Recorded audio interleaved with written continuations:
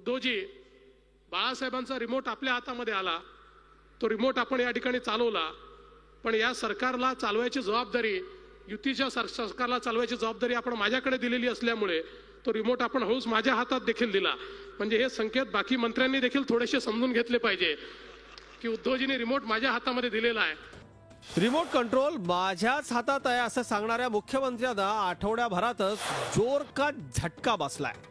पाकिस्तानी गझल गायक गुलाम अली यांचा शुक्रवारी मुंबईत आयोजित कार्यक्रम शिवसेनेच्या दबावामुळे आयोजकांनी रद्द केलाय.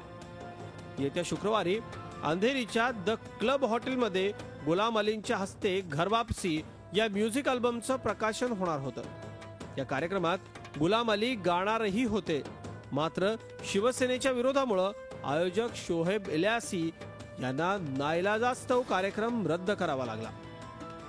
सबसे बड़ा नुकसान जो मुल्क के लिए होता है वो ये है कि हमारी छवि दुनिया में ऐसी जाती है कि जिससे ऐसा मालूम होता है कि हम लोग बहुत ही असहनशील हैं, ख़ास तौर से महाराष्ट्र, मुंबई और गुलाम अली खान साहब के साथ इस तरह का कार्यक्रम नहीं करना चाहिए था. हमें नुकसान हुआ है, प्रोडक्शन हाउस को नुकसान हुआ है, हमारी फिल्म को नुकसान हुआ है, वो तो है ही, लेकिन ओवरऑल महाराष्ट्र की छवि को बहुत बड़ा नुकसान हुआ है. परवा आमचे लोक शहीद झाले पठाणकोटला, काश्मीरला. मग कर्नल संतोष महाडिक आहेत महाराष्ट्रातले, त्या सगळ्यांना मरणोत्तर शौर्य पदकं दिली.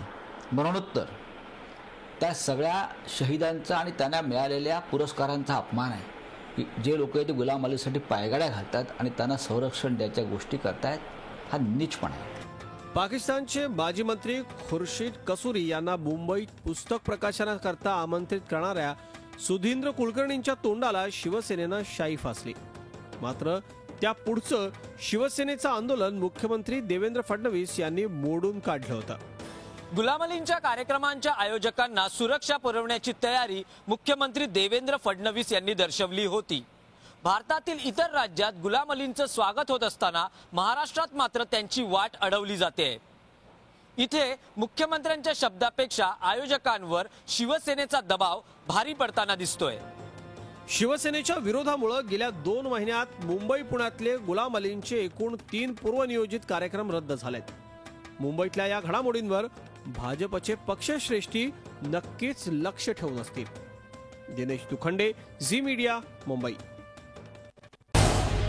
झी 24 तास रहा एक पाऊल पुढे.